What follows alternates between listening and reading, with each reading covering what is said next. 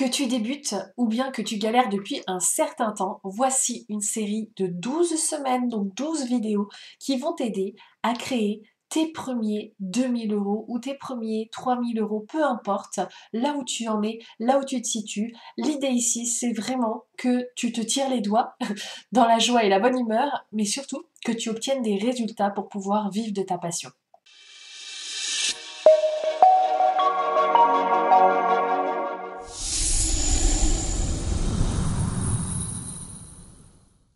Hello, ici Mathilde, je suis trop contente de vous retrouver dans cette série de 12 semaines, donc 12 vidéos. Et donc la première vidéo aujourd'hui où on va parler d'un sujet qui est véritablement important parce que si tu ne fais pas cette étape-là, en fait, ce qui va se passer, c'est qu'à un moment donné, dans ton activité, au cours de ta communication, d'un lancement, peu importe, tu commences à émettre des doutes intenses et obtiennent des résultats soit en demi-teinte, soit pas de résultats et qui vont te faire encore plus douter de toi. Et qu'est-ce que c'est que ça? C'est vraiment pas ce que tu recherches. Parce que toi, à la base, ce que tu as choisi, c'est de faire une activité, certes pour te sentir libre, mais aussi pour contribuer. Et si tu as des doutes sur ta contribution, bah, comment veux-tu pouvoir aider les autres si tu n'arrives pas à t'aider toi-même? Donc l'objectif de cette vidéo, c'est vraiment de t'aider à ce qu'on appelle trouver ton X. Qu'est-ce qui te rend c'est pas uniquement qu'est-ce qui te rend unique aux yeux des autres, c'est que tu prennes conscience de ton unicité, quelle que soit la fonction que tu utilises. Parce que des sophrologues, il y en a énormément, mais pourquoi on va te choisir toi plus qu'un autre? Mais trouver son X, au-delà de ça, c'est aussi un engagement de soi vis-à-vis de soi pour pouvoir aider les autres. Parce que si à un moment donné, en fait, t'aimes plus ce que tu fais, mais c'est que t'étais pas forcément sur ton X ou en tout cas qu'il y a des ajustements à apporter.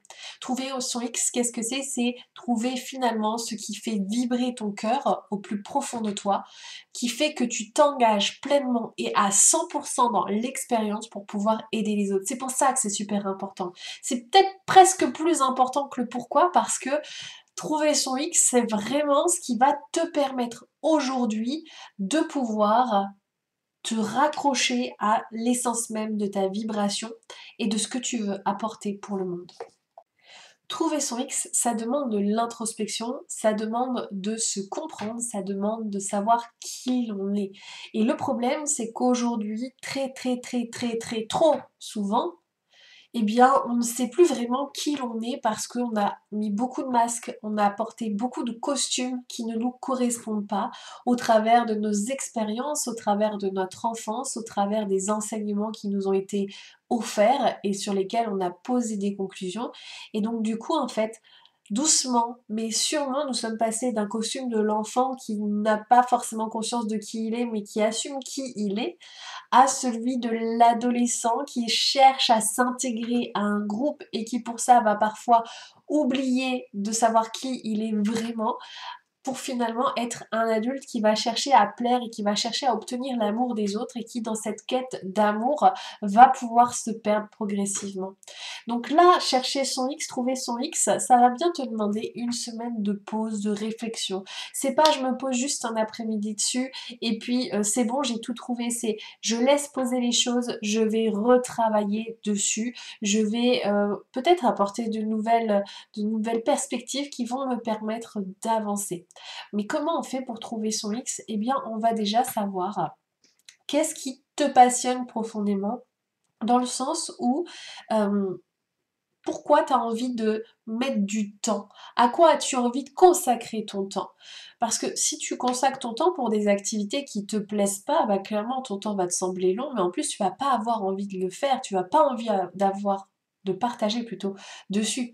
Alors que si tu parles de tes passions, de ce qui t'anime profondément, de la raison pour laquelle tu as envie d'aider les autres, là ça change la donne. Puis je te parle même pas de la façon de comment on fait. Pour l'instant, on parle vraiment de ce qui t'anime. Par exemple, moi, c'est vraiment de comprendre qu'est-ce qui se cache à l'intérieur du mental des personnes, pourquoi il agit de cette façon-là et comment je peux le chanter parce que à aucun moment le mental ne devrait choisir à ta place. Mais ça, c'est un autre sujet.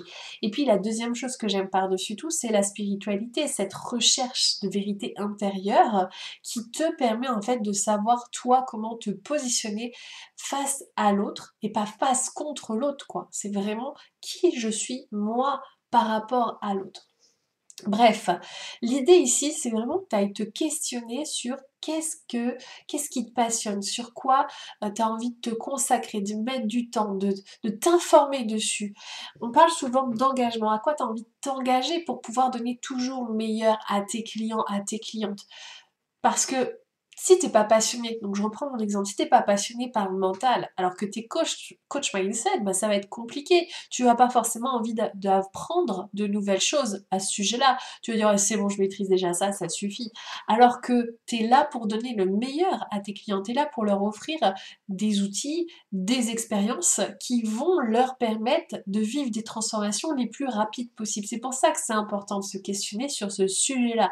S'il y a des parts aujourd'hui dans ton activité parce que tu l'as déjà ouverte, qui ne te plaisent pas, ça re-questionne. C'est est-ce que vraiment c'est le positionnement que j'ai envie d'avoir? Parce que des fois, c'est vraiment des petits ajustements. Et c'est aussi faire attention aussi à l'influence que les réseaux sociaux ont pu avoir sur toi, parce qu'à force de voir tes concurrents parler de tel et tel sujet, bah peut-être que tu t'es laissé influencer par leur sujet et que tu as pris leur sujet de prédilection, alors que toi, ce qui t'anime, bah c'est peut-être pas l'argent, c'est peut-être pas euh, je sais pas, quand je parle d'argent, je parle d'abondance. C'est peut-être pas la respiration, work, enfin, c'est peut-être d'autres choses. Donc vraiment là, l'idée, c'est de te questionner là-dessus. Quelles sont tes passions? Quelles sont les activités pour lesquelles tu perds la notion du temps? Dans quoi tu perds la notion du temps tellement tu es captivé par ce que tu fais? Dans quoi, quand tu discutes avec quelqu'un ou avec plusieurs personnes, tu es tellement passionné par ce dont tu parles que les gens ils sont là à t'écouter, à être captivés. C'est vraiment quoi aujourd'hui qui t'anime? Et lorsque tu trouves ça, lorsque tu trouves ce qu'on appelle le X, en fait, tu vas vite te rendre compte que tu es dans l'amour du partage, parce que tu es passionné. La passion, ça vient du cœur. Et parce que tu es passionné, eh bien tu vas avoir envie de partager, même si tu sais pas comment on partage, même si tu sais pas comment on communique. Donc c'est vraiment une étape qui est non négligeable, qui est vraiment très très importante. Et il y a quelques années de ça, je disais comme ça parce que mon mari il me disait à l'époque où j'étais en formation d'infirmière, il me disait comme ça, oui mais t'adores cuisiner et tout, ça te passionne, pourquoi tu fais pas cuisinière? Ah non, ça, j'aime cuisiner, mais ça ne me passionne pas. Donc il y a vraiment aussi la différence à faire, la distinction. À aucun moment, j'aimerais passer toute ma vie en cuisine. Franchement, je m'ennuierais, c'est pas mon délire. Et chacun, en fait, ses capacités et ses compétences, et c'est parfait. Donc c'est aussi ça, il y a des activités que tu aimes, mais est-ce que tu as envie d'y passer tout ton temps? Est-ce que tu as envie de t'y consacrer pleinement à 10 000%? Ou au contraire, est-ce que le faire de temps en temps, c'est ok, mais c'est pas ton truc de prédilection. Et à partir du moment où tu comprends quel est vraiment ton sujet de prédilection, celui sur lequel tu es intarissable, tu vas vraiment comprendre quel est ton X. Que ça ait un rapport ou non avec ton positionnement actuel, tu vas trouver en fait au fil des jours le lien qui rattache.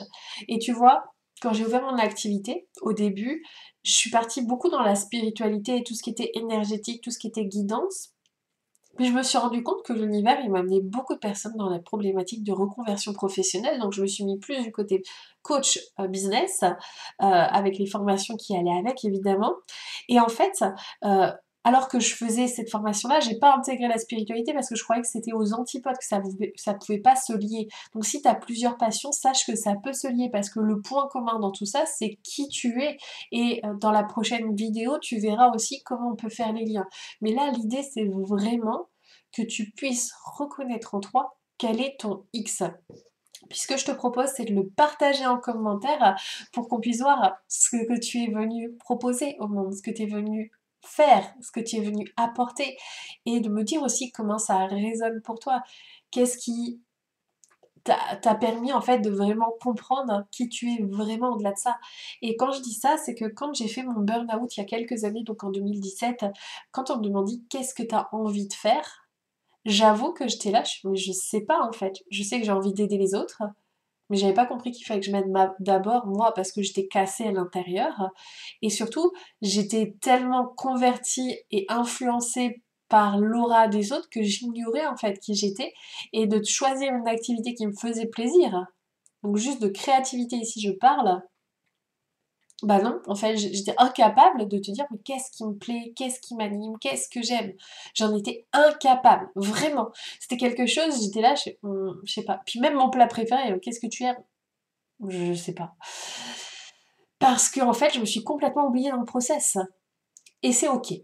C'est OK parce que ça permet aujourd'hui de savoir qu'est-ce que je veux et qu'est-ce que je ne veux plus dans ma vie et donc du coup, toi aussi, qu'est-ce que tu veux? Qu'est-ce que tu ne veux plus aussi, dans ton activité professionnelle? Quelles sont les choses sur lesquelles tu as plus envie d'aller aussi?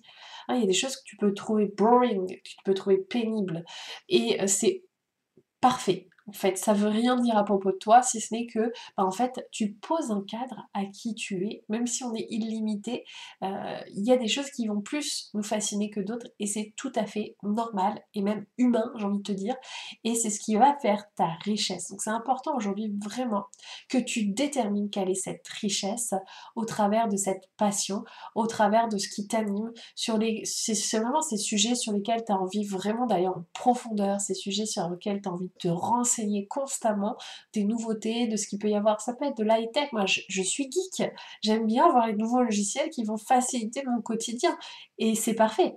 Donc à toi de me dire quelles sont ces passions, comment tu as trouvé en fait, qu'est-ce qui te caractérise par rapport aux autres et de voir en fait tout ce que tu vas offrir au monde au travers de cette magie-là. Donc dis-le moi en commentaire, like cette vidéo si elle t'a plu. Moi j'ai hâte de t'apporter les prochaines vidéos pour que tu puisses vraiment avancer pas à pas dans le processus et on se dit à très bientôt. Oui, oui, c'est déjà la fin, moi aussi j'étais pas prête, mais bon, sache que si tu as aimé mon humour, tu peux toujours t'abonner dès à présent et me retrouver pour des conseils business, spiritualité et tout ce que tu pourras trouver qui me passionne et me fascine.